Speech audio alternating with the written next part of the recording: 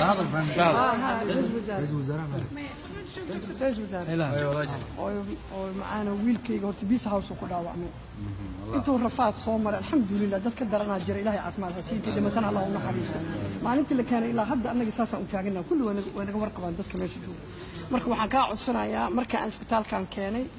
dhiigi waxba la ii diray marka u dambeysay oo isniin iyo talaado isbitaalkan laftigiisa adoo lacag wata imoo gacantiisa waa uriyay calooshi waa eber waa ka tabarta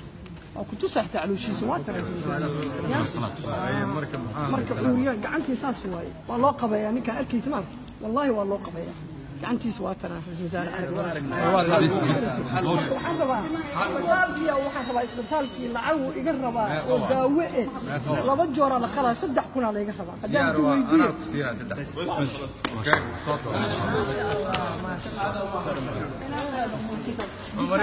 dalbatay رئيس الوزراء wuxuu yiri ana ballan qaaday ana bixinaya 3 kun runtii waa wax cajiib ah